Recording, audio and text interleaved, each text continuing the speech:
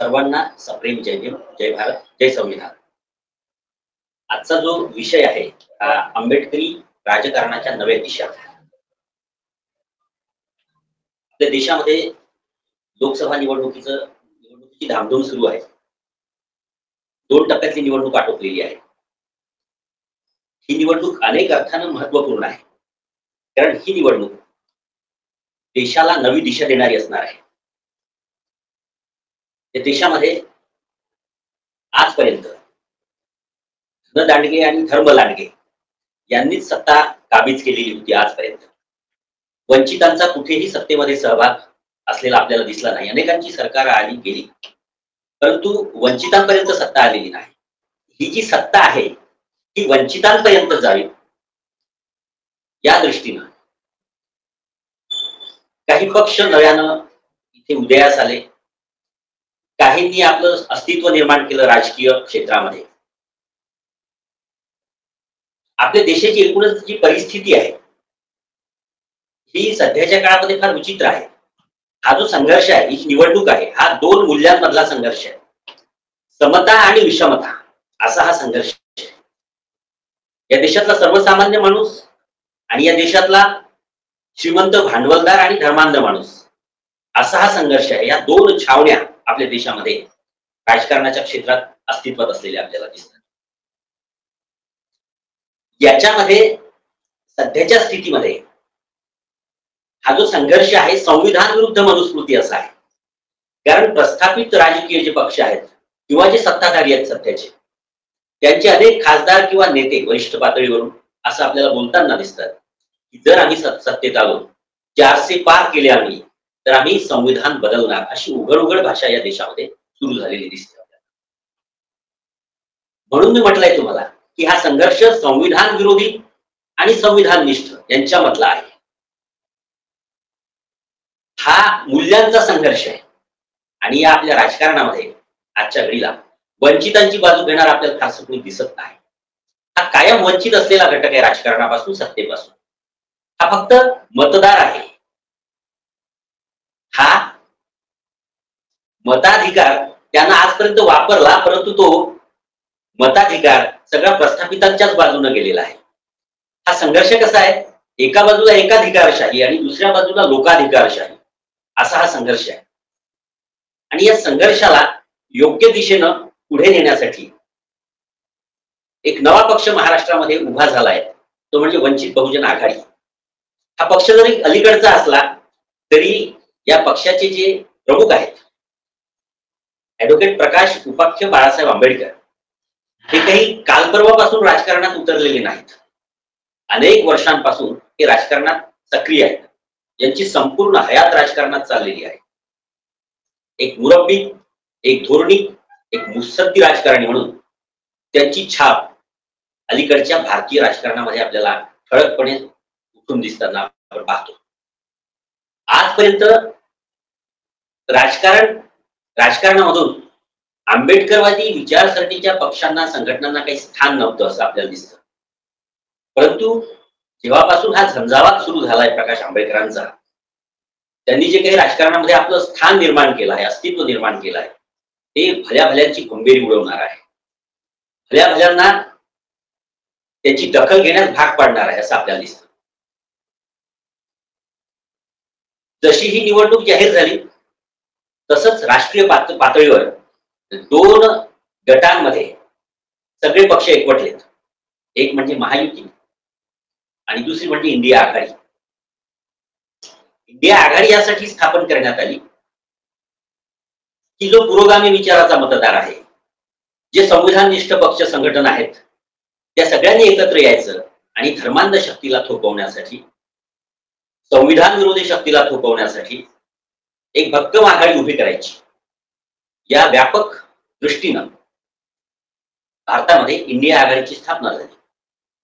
अनेक पक्ष त्याच्यामध्ये सामील झाले. अनेक ठिकाणी मोठ्या मोठ्या सभा झाल्यात. अनेक अपरिचित नावं ही पक्षांची आणि नेत्यांची या इंडिया आघाडीशी जोडल्या गेली. सुरुवातीपासूनच बाळासाहेब आंबेडकरांनी ही भूमिका घेतली की आम्हालाही इंडिया आघाडीमध्ये स्थान देण्यात यावं आणि इंडिया आघाडी अधिक मजबूत करण्यात यावी. एकाच एक उमेदवार देऊन धर्मांध शक्तीला, संविधान विरोधी शक्तीला पराभूत करणं सोयीचं व्हावं यासाठी समविचारी पक्षांना एकत्र घ्यावं अशी बाळासाहेबांची भूमिका होती. परंतु त्या भूमिकेकडे प्रस्थापित पक्षांनी फारसं लक्ष दिलं नाही. अनेकदा पत्रव्यवहार झाला, पत्रकार परिषदांमधून, भेटीगाठींमधून पक्षश्रेष्ठींना म्हणजे जे प्रस्थापित पक्ष आहेत अर्थात काँग्रेस त्यांच्यापर्यंत असा निरोप पाठवला गेला की आम्हाला या आघाडीचा भाग बनवून घेण्यात यावं आणि आपल्याला भक्कमपणे लढता यावं. परंतु त्यावर कुणी फारसं लक्ष दिलं नाही त्या गोष्टीकडे. शेवटी जेव्हा वंचित बहुजन आघाडीच्या महाराष्ट्रामध्ये लाखोच्या उत्स्फूर्त सभा व्हायला लागल्या, पैसे खर्च न करता लोक या देशात परिवर्तन घडून यावं म्हणून वंचित बहुजन आघाडीच्या झेंड्याखाली एकत्र यायला लागले, भव्य अशा सभा व्हायला लागल्या आणि मग मात्र जो मीडिया आजपर्यंत या पक्षाकडे दुर्लक्ष करत होता, कुठे बोलभर बातमीही देत नव्हता, कुठे एखादी म्हणजे 2 मिनिटासाठी सुद्धा टीव्हीवर दाखवत नव्हता, असेही चॅनल्स नंतर लाईव्ह सभा दाखवायला लागले बाळासाहेब आंबेडकरांची. आणि मग प्रस्थापित पक्षांवर त्याचं दडपण आलं आणि मग असं ठरलं की इंडिया आघाडीत तर नाही परंतु वंचित बहुजन आघाडीला आपण महाराष्ट्राच्या महाविकास आघाडीमध्ये सामावून घेतलं पाहिजे. त्यासाठी हालचाली सुरू झाल्या. बऱ्याच दिवसांपर्यंत चर्चा सुरू होत्या, वेगवेगळे नेते यायचे. काँग्रेस पक्ष असेल, राष्ट्रवादी काँग्रेस पक्ष असेल, शिवसेनेचा उद्धव बाळासाहेब ठाकरे गट असेल, हे सगळे पक्ष मीडिया समोर जाऊन वेगवेगळे विधान करत होते. पण एकत्र बैठकीची काही यांची तिथी ठरत नव्हती. शेवटी एकदाच यांचं एकत्रीकरण झालं, बैठक बोलावण्यात आली. परंतु त्या बैठकीमध्ये सन्मानजनक तोडगा या पक्षांना काढता आला नाही. वंचित बहुजन आघाडीची भूमिका नीट समजून घेण्यात आलेली घेतल्या गेली नाही. परिणाम असा झाला की शेवटपर्यंत हे जी मी आता नावं सांगितली तुम्हाला,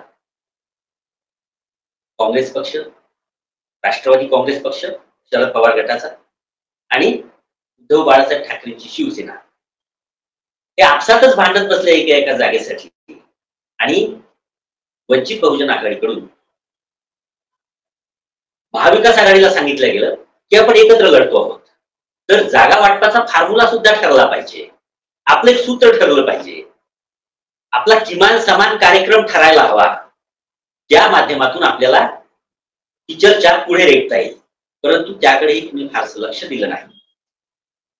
मध्ये अशी ही चर्चा माध्यमांमधून सुरू झाली की 12-12चा फॉर्म्युला, प्रत्येक पक्षाला 12 जागा आणि सगळ्यांनी एकमेकांना मदत करून ही निवडणूक एकमतानं लढावी असं ठरवलं. परंतु तोही फॉर्म्युला यांना मान्य झाला नाही. आता हे सगळं मीडियातून सुरू होतं, अर्थात असं प्रत्यक्ष भेटीतून काही ठरलं नव्हतं, परंतु एक अशी चर्चा सुरू झाली होती. आता ही चर्चा ही काही अनाठाई नव्हती, याला एक आधार होता.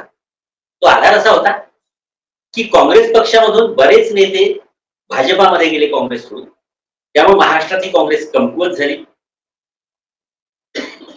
जे एक हाती नेतृत्व होतं राष्ट्रवादी काँग्रेस पक्षाचं महाराष्ट्रात शरद पवारांच्या हाती, ती राष्ट्रवादी काँग्रेस विखुरली.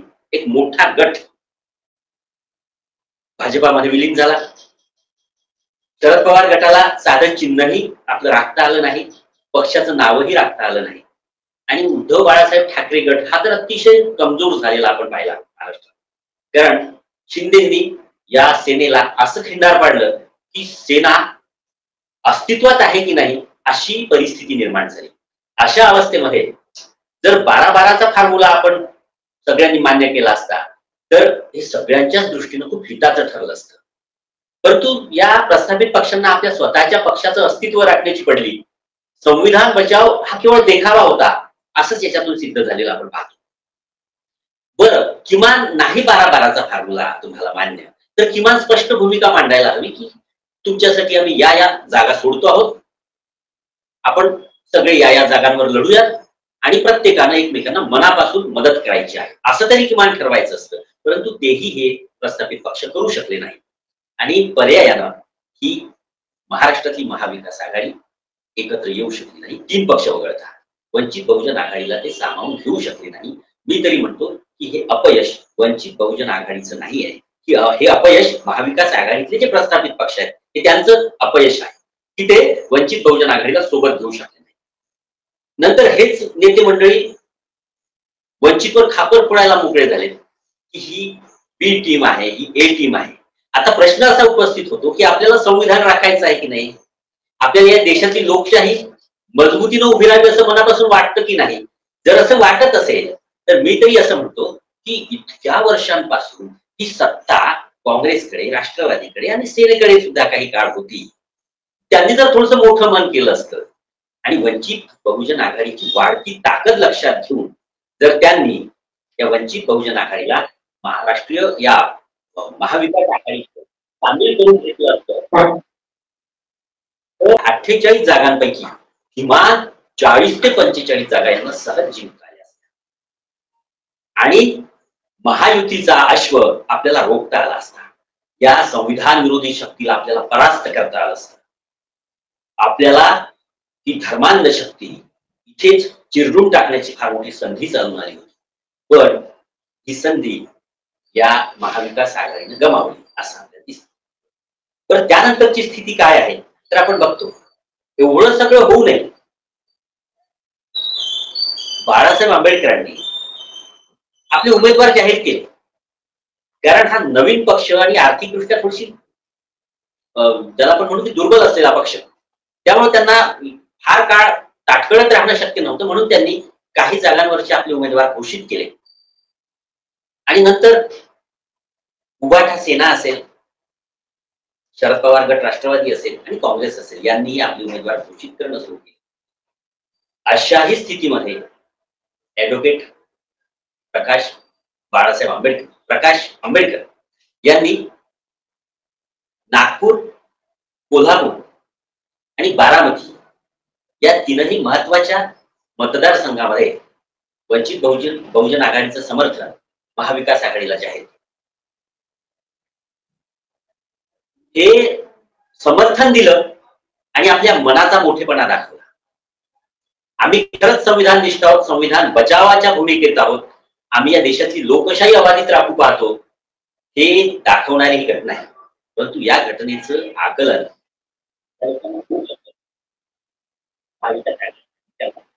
होऊ शकलं आणि परिणामतः त्यांनी वंचित बहुजन आघाडीला कुठेही समर्थन दिलं नाही.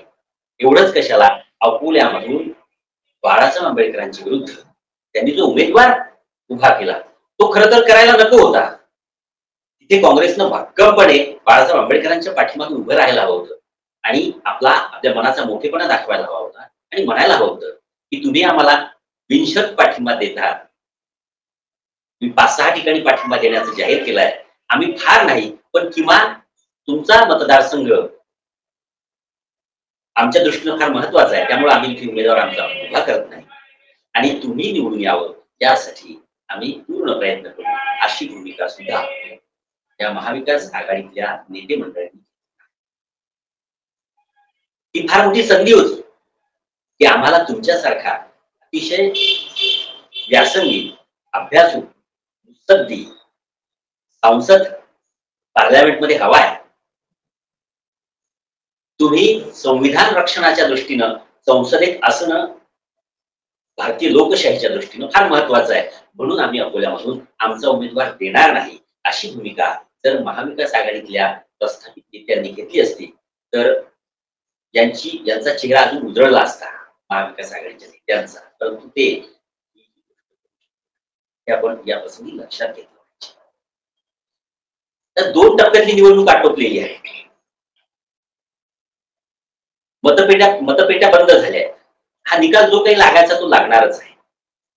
पण या प्रसंगी आपण काही गोष्टी लक्षात घेतल्या पाहिजे. वंचित बहुजन आघाडी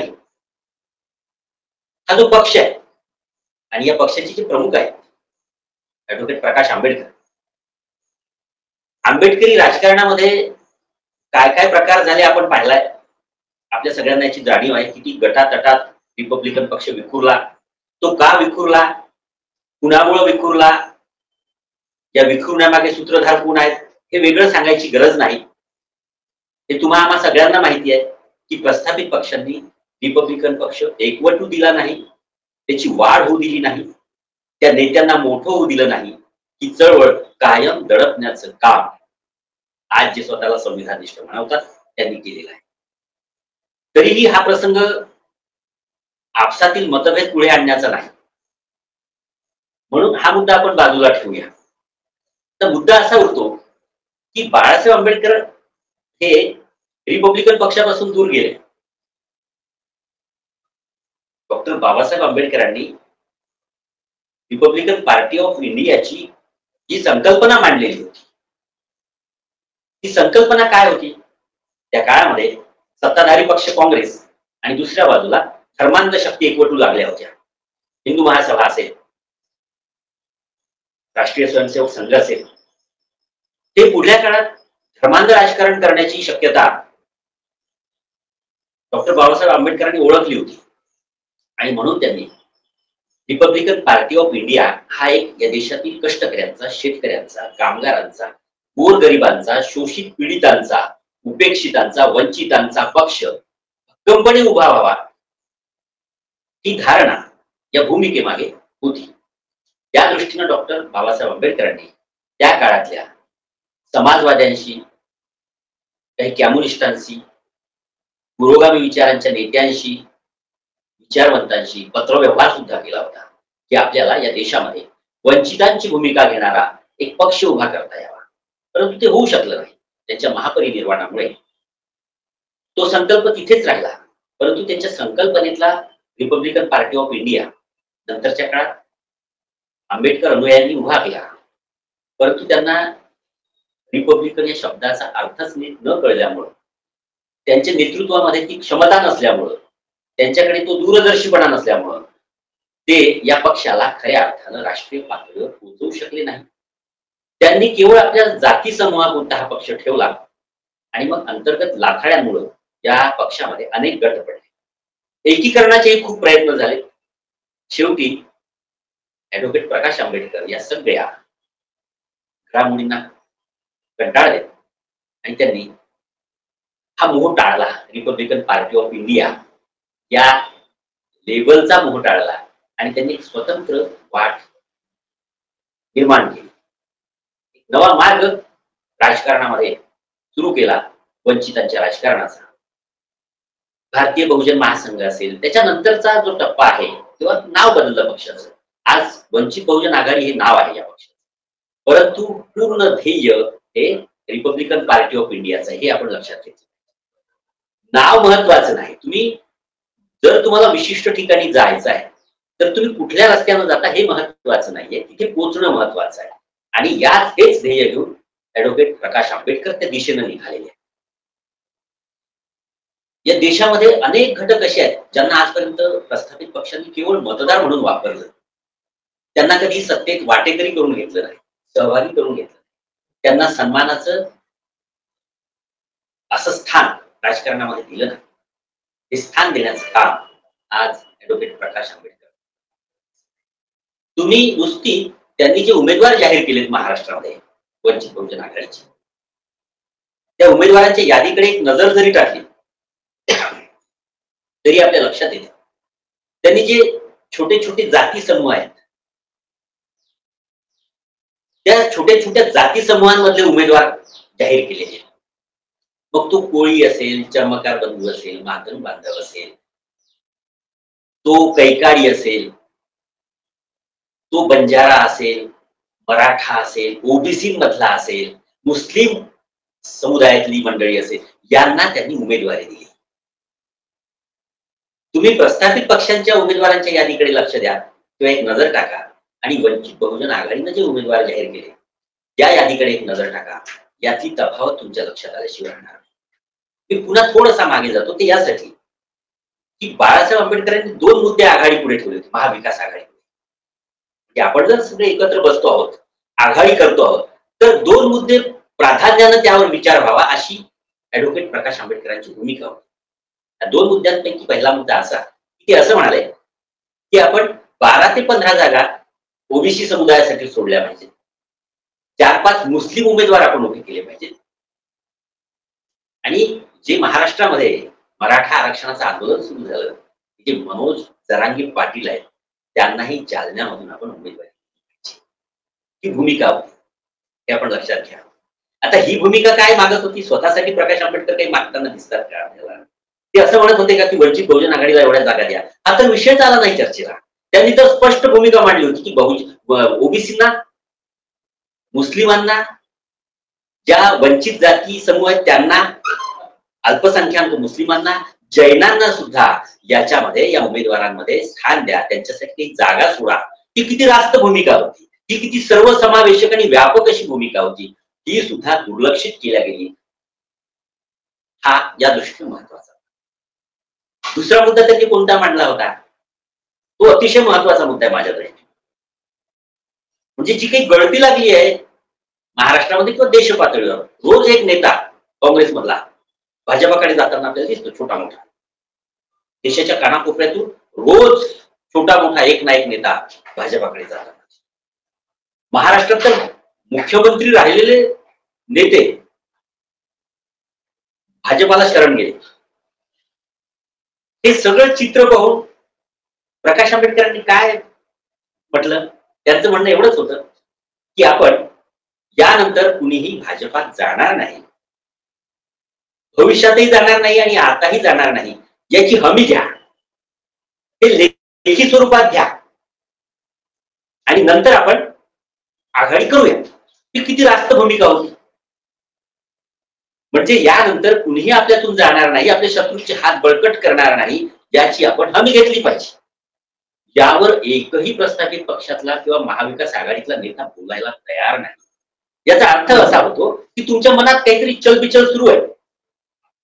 तुम्हाला असं वाटतंय की आपण निवडून आलो तर आपल्याला जायला मोकळं रान असलं पाहिजे, कुणीही आपलं जाणं थांबवू नये, कुणी अडथळा आणू नये. ही तुमच्या मनाची अशी दोलायमान स्थिती आहे. आणि त्यामुळे तुम्ही बाळासाहेब आंबेडकरांनी जो मुद्दा उपस्थित केला, जाणार नाही याचं हमीपत्र लिहून घ्या, यावर सुद्धा तुमच्याकडे चकार शब्द काढलेला नाही. बाळासाहेब आंबेडकरांची भूमिका स्पष्ट आहे, स्वच्छ आहे. मी तरी म्हणतो की आजच्या स्थितीमध्ये भारतामध्ये इतकी स्पष्ट आणि स्वच्छ भूमिका घेणारा नेता बाळासाहेबांशिवाय दुसरा मला दिसत नाही. ट्रान्सपरंट असलं पाहिजे, राजकारण पारदर्शी असलं पाहिजे. आपण ज्या मतदारांची मतं घेतो, ज्यांना आपण आश्वस्त करतो आणि तेही आपल्यावर विश्वास टाकून आपल्याला मतं देतात आणि नंतर आपण त्यांचा विश्वासघात करतो, हे भारतीय राजकारणातला हा रोग काही आजचा नाही, फार आधीपासूनचा आहे. फक्त अलीकडे या रोगाची लागण मोठ्या प्रमाणात झाली.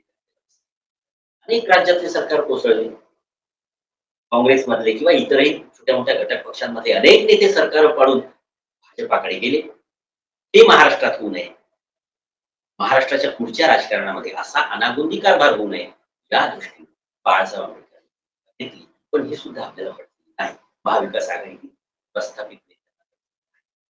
आता मुद्दा असा आहे की 2 टप्प्यात ही निवडणूक आटोपलेली आहे. दुसऱ्या टप्प्यामध्ये अकोला मतदारसंघाची निवडणूक आटोपली. दुसरा टप्पा जोपर्यंत पूर्ण झाला नव्हता तोपर्यंत बाळासाहेब आंबेडकरांचं लक्ष बऱ्याच प्रमाणात अकोल्याकडे होतं. इतर ठिकाणी इच्छा असूनही ते फारसा वेळ देऊ शकत नव्हते प्रचारासाठी. परंतु दुसरा टप्पा आटोपला आणि बाळासाहेब आंबेडकर मुक्त झाले त्यांच्या मतदारसंघात. इतरांच्या प्रचाराला जाण्यासाठी ते पूर्णपणे मोकळे झाले आणि त्यांचा जो झंझावात सुरू झाला प्रचाराचा, तो आपण बघतो. पश्चिम महाराष्ट्रामध्ये लाखोच्या सभा होताना आपल्याला दिसतात. लोक उत्स्फूर्तपणे येतात. इतर नेत्यांच्या सभांना जशा गाड्यांमधून गर्दी गोळा करावी लागते, रोजानं माणसं आणावी लागतात, ती अवस्था बाळासाहेब आंबेडकरांच्या सभांमध्ये आपल्याला दिसत नाही. लोक स्वतःहून येतात. लोकांना आशा आहे, लोकांना अपेक्षा आहे बाळासाहेबांच्या राजकारणावर की वंचितांची भूमिका आणि या देशाचं संविधान वाचवण्याची भूमिका खऱ्या अर्थानं जर कोणी खंबीरपणे मांडणार असेल तर ती वंचित बहुजन आघाडी आणि बाळासाहेब आंबेडकर आहे. ही वेग बाळासाहेब आंबेडकरांनी सर्वसामान्य मतदारांच्या मनात रुजवलेली आहे. आणि म्हणून हा जो वाढता प्रतिसाद आहे सभांना, या वाढत्या प्रतिसादाला लक्षात घेऊन संपूर्ण मीडिया आणि प्रस्थापित पक्ष भयभीत झालेले आपल्याला दिसतात. मी आधीच म्हटलं तुम्हाला की जो मीडिया बातमी दाखवतानाही दुसराही करत होता, टाळत होता बातमी द्यायला, तो मीडिया आता लाईव्ह सभा दाखवायला लागलाय प्रकाश आंबेडकर. आणि या सभांमधली गर्दी पाहून जे स्वतःला दिग्गज समजतात राजकारणात, मुरब्बी राजकारणी नेते समजतात, त्यांच्या पायाखालची वाळू सुद्धा सरकायला लागली आहे. त्यांना असं वाटायला लागलं आहे की जनमताचा कौल वंचित बहुजन आघाडीच्या बाजूने झुकतो आहे. मतदार मोठ्या प्रमाणामध्ये आपल्याला नाकारू लागला आहे आणि वंचितच्या दिशेने जाऊ लागला आहे. हे जे काही चित्र उभं झालं आहे याच्या मागे निष्ठा आहे, लक्षात घ्या. पैशानं गर्दी गोळा करता येते, मला माणसाची मन वळवता येत नाही. लोकांची पावलं वळवता येतात, मन वळवता येत नाही. बाळासाहेबांनी केवळ पावलं वळवली नाही,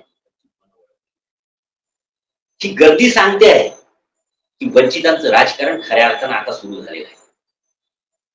बाळासाहेब आंबेडकर जे नेतृत्व आहे हे खरंच या देशासाठी दिशादर्शक ठरणार आहे. इतका निर्भीडपणे बोलणारा नेता, जे सत्ताधाऱ्यांमधले जे मोठे नेते आहेत, जे स्वतःला पक्षश्रेष्ठी म्हणवतात, ज्यांच्या शब्दांशिवाय पान हलत नाही त्या पक्षातलं, अशा नेत्यांची नावं घेऊन बाळासाहेब आंबेडकर जे काही निराधार नाही साधार आरोप करतात, त्यांना आव्हान देतात, ही सोपी गोष्ट नाही. प्रस्थापित राजकारण्यांमध्ये अनेक मोठे मोठे नेते आहेत, परंतु अजूनही कोणत्याही नेत्याची नावानिशी आरोप करण्याची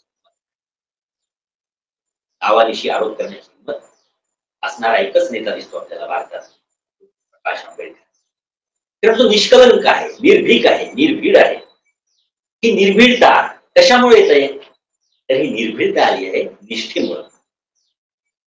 जो माणूस निष्ठेवर ठाम असतो त्या माणसाला कितीही मोठी शक्ती असते ती वाकवू शकत नाही. जो तत्वावर ठाम असतो, ज्याच्या मनाचा निर्धार पक्का असतो, त्याला कोणतीही शक्ती वाकवू शकत नाही.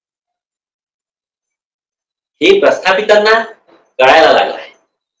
भारतीय राजकारणाची दिशा बदलायला लागली आहे. आंबेडकरी राजकारणामध्ये जो काही एक, ज्याला आपण म्हणू की एक पोकळी निर्माण झालेली मधल्या काळात, अनेक नेते स्वतःला स्वयंघोषित नेते म्हणवणारे जे काही आंबेडकरी समाजात नेते होते, मी तर म्हणतो की ते नेते नव्हतेच, ते कार्यकर्ते आहेत, उत्तम संघटक आहेत, अनेक नाव आहेत, पण ती नावं घेण्याची सुद्धा माझी इच्छा नाही. कारण नाव घेण्यासाठी सुद्धा ती योग्यता मिळवावी लागते, ती पात्रता मिळवावी लागते. जे उघड उघड भाजपच्या मांडीवर जाऊन बसले आहेत, जे संघाच्या शाखेवर जाऊ लागले आहेत, त्यांची नावं घेण्याची मला गरज वाटत नाही. पण जे स्वतःला आतापर्यंत रिपब्लिकन पक्षाचे नेते म्हणून घेत होते, या नेत्यांनी या समाजाचं अपरिमित नुकसान केलं आहे, न भरून निघणारं नुकसान केलं आहे. आंबेडकरी चळवळीची फार मोठी पिछेहाट झालेली आहे. उकळी भरून काढण्याचं काम सद्यस्थितीमध्ये आणखी एक महत्वाचा मुद्दा मी ते सांगितला पाहिजे, तो म्हणजे सध्या ज्याची ताकद वाढताना दिसते त्याचेच विरोधक निर्माण होतात. ज्याची दखल घ्यावी असा कुणी आजूबाजूला नसला की लोक ढुंकूनही बघत नाही. आणि बाळासाहेब आंबेडकरांनी ताकद उभी केली. विरोधकांनी, प्रस्थापितांनी आपली दखल घ्यावी अशी त्यांची एकूणच वाटचाल आहे. म्हणून विरोधक सुद्धा वेगवेगळे आरोप करायला लागले. आता हे आरोप कसे आहेत? प्रस्थापित लोक आरोप करतात हे ठीक आहे. मी आताच तुम्हाला सांगितलं की बी टीम वगैरे म्हणतात. खरं तर बी टीम कोण आहे हे तपासून बघण्याची गरज आहे. जे बी टीम म्हणतात तेच खऱ्या अर्थानं बी टीम आहेत हे हळूहळू सिद्ध व्हायला लागलं. बरं, बाहेरचे लोक आरोप करतात त्याच्याविषयी मला काही म्हणायचं नाही. त्यांचं कामच आहे आरोप करणं. आरोपावरच त्यांचं राजकारण उभं आहे. पण जे स्वतःला आंबेडकरी विचारवंत म्हणून घेतात ते सुद्धा बेछूट आरोप करायला लागले. ते सुद्धा निराधार बोलायला लागले, बावचळल्यासारखे बोलत आहे, लोकांना संभ्रमित करण्याचं काम करू लागले, भयभीत झाल्यासारखे बोलू लागले. म्हणजे काहीतरी काल्पनिक भीती तयार करायची आणि शत्रूच्या घरात शिरायचं स्वतःच्या बचावासाठी. आणि मग शत्रू जर घात करायला लागला तर पुन्हा ओरड करायची की यांनी आमचा विश्वासघात केला. अशा स्वरूपाचं हे एकंदरीत वातावरण आहे. हा जो विचारवंत वर्ग आहे यांनी खरं तर आजच्या घडीला बाळासाहेबांची ताकद वाढविण्याच्या दृष्टीनं विचार करायला हवा होता. त्यांनी स्पष्ट भूमिका घ्यायला हवी होती की आंबेडकरी चळवळ जी काही एवढ्या काळपर्यंत एका बोऱ्यात अडकल्यासारखी झाली होती किंवा ती खुंटल्यासारखी झाली होती, त्याला गती देण्याचं काम बाळासाहेब आंबेडकर करत आहेत. आणि आम्ही सर्व बुद्धिजीवी वर्ग किंवा विचारवंत मंडळी आम्ही कंपनी उभं राहतो बाळासाहेबांच्या पाठीशी आणि त्यांची ताकद वाढवत आहोत. अशी जर भूमिका विचारवंतांनी घेतली असती तर ते चळवळीच्याही दृष्टीने फार महत्वाचं ठरलं असतं. एक लक्षात घ्या, या समाजाला, जो समाज सगळ्याच आघाड्यांवर उपेक्षित होता, वंचित होता, दुर्लक्षित होता, ज्याला माणूस म्हणूनही स्थान नव्हतं समाजामध्ये, त्याला माणूस म्हणून ओळख देणारे डॉक्टर बाबासाहेब आंबेडकर त्यांना किती त्रास सहन करावा लागला, त्यांना बाह्य शत्रूशी किती लढावं लागलं. एक मुद्दा माझ्या लक्षात असा येतो आहे की त्या काळामध्ये काँग्रेसनं आणि गांधींनी, महात्मा गांधींनी पुणे कराराच्या प्रसंगी बाबासाहेबांवर प्रचंड दडपण आणलं. प्रचंड दडपण. ते किती मानसिक धक्क्यात असतील त्या काळात ते आपण याची कल्पना करू शकत नाही. इतकं प्रचंड दडपण त्यांनी सहन केलं आणि शेवटी त्यांना गांधीजींचा प्राण वाचवण्यासाठी पुणे करारावर सही करावी लागली, माघार घ्यावी लागली. आपल्या बांधवांच्या हक्कांवर त्यांना पाणी सोडावं लागलं. हे त्या काळामध्ये घडलं, स्वातंत्र्यपूर्व भारतामध्ये घडलं. घडवणारी काँग्रेस होती, गांधीजी होते. आज स्वातंत्र्योत्तर भारतामध्ये हीच परिस्थिती बाळासाहेबांची होताना दिसते. तेव्हा वंचितांच्या हक्कांवर पाणी सोडण्याची वेळ काँग्रेसने आणि गांधीजींनी आणलेली होती. आज वंचितांच्या हक्कांची आहुती देण्यासाठी आंबेडकरी समाजातलेच विचारवंत आघाडीवर आहेत, असं खेदानं नमूद करावं लागतं. इतकं प्रचंड दडपण सहन करूनही हा एकटा माणूस लढतो आहे वंचितांच्या हितासाठी. नेता पुन्हा पुन्हा येत नाही जन्माला किंवा नेता एकाएकी घडत नाही. आपण जर नेत्यांची किंमत करायला शिकलो तरच आपलं राजकीय अस्तित्व, राजकीय सारीपाटावर आपण कधी कधी असा प्रतिभावंत माणूस, मोठा मोठा आवाका असणारा माणूस, ज्याच्यामध्ये सगळे नेतृत्व गुण आहेत, असा एखादा नेता समाजाला लागतो एखाद्या आणि तो समाजाला उत्थानाच्या दिशेने घेऊन जातो, आपलं नेतृत्व सिद्ध करतो.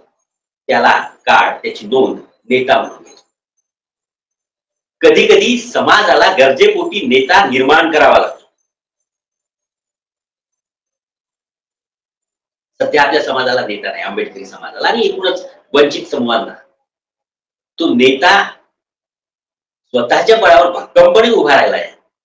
फक्त त्याच्या पाठीशी जर आपण भक्कमपणे उभे राहिलो असतो तर आपली फार मोठी राजकीय ताकद महाराष्ट्राच्याच नाही तर भारतीय राजकारणाच्या क्षेत्रात संधी आंबेडकरी विचारवंतांनी गमावली असते. मराठा समाजाकडे एवढे नेते आहेत, डझनवारी नेते आहेत, डझनानं नेते आहेत, तरीही त्या समाजाचा आरक्षणाचा प्रश्न सुटत नाही. हे जेव्हा त्या समाजाच्या लक्षात आलं तेव्हा त्यांनी मनोज जरांगे पाटील नावाचा नेता, मला नकारात्मक बोलायचं नाही परंतु हे आपण लक्षात घेतलं पाहिजे की मनोज जरांगे पाटील यांच्यामध्ये नेतृत्व गुणाचा अभाव आहे. अनेक दृष्टीने म्हणजे ते काही नेतृत्व गुणानं संपन्न असं व्यक्तिमत्व नाही आहे, तरीही त्या समाजानं नेता म्हणून पुढे गेलाय मनोज जरांगे पाटलांना. बघता बघता या समाजाचा एक दबावगट तयार झाला महाराष्ट्राच्या राजकारणात. आणि मनोज जरांगे पाटलांनी बाळासाहेबांचं नेतृत्व सुद्धा मान्य केलं, हे इथे लक्षात घेण्यासाठी. आणि तुम्हाला इतका सर्व गुण संपन्न नेता मिळतो आहे, आणि तरीही आपण आपली दळभद्री लक्षणं सोडत नाहीत. आपण त्यांचा खरकटा असला तरी तो धुवून कडेवर घेतात आणि आपला इतका निष्कलंक प्रामाणिक माणूस असतानाही आपण त्याच्यामध्ये उणीवा शोधतो, दूषण देतो. हा आपला दळभद्रीपणा नाही का? याचं एकदा आंबेडकरी विचार परीक्षण गरजेचं आहे. ठीक आहे, मान्य आहे मला. तुमचे आरोप काय आहेत? की संविधान धोक्यात आलं आहे, ही वेळ नाही स्वतंत्र अस्तित्वाला. माझं म्हणणं असं आहे की तुम्हाला अनुकूल वेळ होती कधी?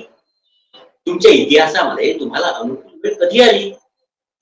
बाबासाहेबांनी अनुकूल परिस्थिती असताना तुमच्या हक्कांचा लढा लढला का? तेव्हाही प्रतिकूलच परिस्थिती होती. ही बाबासाहेब लढले तुमच्या हक्कांसाठी, अधिकारांसाठी, तुमच्या उद्धारासाठी. त्यांनी दिवस रात्र पाहिला नाही, त्यांनी व्यक्तिगत सुख बघितलं नाही, ऐशोआराम पाहिला नाही, आणि त्यांनी आपलं सर्वस्व अर्पण केलं आणि तुम्हाला इथपर्यंत ते घेऊन आले. आणि त्याच रक्ताचा, त्याच विचाराचा वारसा घेऊन बाळासाहेब आंबेडकर पुढे निघाले आणि तुम्हाला मात्र त्याच्यामध्ये उणीवा दिसतात. खरं तर आपलं विचारवंतपण संशयाच्या भोवऱ्यात आणणार आहे असं मला वाटतं. बाळासाहेब आंबेडकरांची ज्या दिशेनं घोडदौड सुरू आहे भारतीय राजकारणामध्ये, ती बघता आपण ही गोष्ट लक्षात घेतली पाहिजे की एक एक समाज घटक सतत जुळतो आहे बाळासाहेबांशी. एक एक छोटे छोटे जे काही वंचितांचे समूह आहेत ते मोठ्या प्रमाणात बाळासाहेबांशी जुळायला लागले आहेत. बाळासाहेब दिवसेंदिवस राजकीय क्षेत्रामध्ये बलशाली होऊ लागले आहेत आणि मला खात्री आहे की जर बाळासाहेब आंबेडकरांकडे हे छोटे समूह असेच येत राहिले तर एक मोठी राजकीय शक्ती येत्या काळामध्ये भारतीय राजकारणात राहिल्याशिवाय राहणार नाही आणि भारतीय राजकारणाची दिशा बदलल्याशिवाय राहणार नाही. याची प्रचिती आता हळूहळू आपल्याला येताना दिसते आहे. आपण पश्चिम महाराष्ट्राचा जर विचार केला तर ज्या काही सभा होताना दिसतात तो काही जनतेचा प्रतिसाद मिळताना दिसतो आहे. जे काही समूह एकवटायला लागले आहेत, वंचितांचं राजकारण या देशामध्ये मुख्य प्रवाहात आलं पाहिजे. प्रस्थापित पक्षांनी आजपर्यंत केवळ यांचा मतदार म्हणून वापर केला, यांच्या हक्काची, यांच्या अधिकाराची कुणी दखल घेतली नाही. यांच्यासाठी अनेक गोष्टी, अनेक प्रावधानं संविधानामध्ये करण्यात आलेली आहेत वंचित घटकांच्या उत्थानासाठी. ती अजूनही पूर्णांशानं राबवल्या गेलेली नाही. कारण आतापर्यंत या देशामध्ये धनदांडगे आणि धर्मदांडगे यांची सत्ता होती.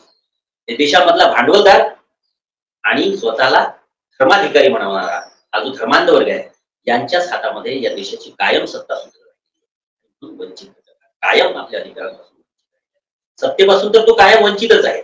बाळासाहेबांची भूमिका अशी आहे की हा वंचित घटक सत्तेत सहभागी झाला पाहिजे, त्याच्या विकासाचे निर्णय त्यानं स्वतः घेतले पाहिजे, त्यानं त्याच्या विकासाचा आराखडा स्वतः संसदेमध्ये बसून आखला पाहिजे. एवढं व्यापक स्वप्न घेऊन बाळासाहेब आंबेडकर महाराष्ट्राच्या आणि एकूणच भारताच्या राजकारणात उतरलेले आहेत आणि दिवसेंदिवस त्यांच्या राजकारणानं बऱ्यापैकी गती घेतलेली आहे. सर्व वंचितांनी अपेक्षा करायला हरकत नाही की येत्या काळात वंचित बहुजन आघाडीची ताकद शतपटीनं वाढलेली दिसेल आणि हळूहळू या सत्तेच्या सारीपाठावर वंचित बहुजन आघाडी निश्चितच हुडदौड करत पुढे निघेल अशी मला सुद्धा खात्री आहे. मी आजच्या आंबेडकरी राजकारणाच्या नव्या दिशा या संदर्भात आपणाशी केलं त्याला मी इथेच विराम देतो. आपण माझं ऐकून घेतलं त्याबद्दल धन्यवाद. जय भारत, जय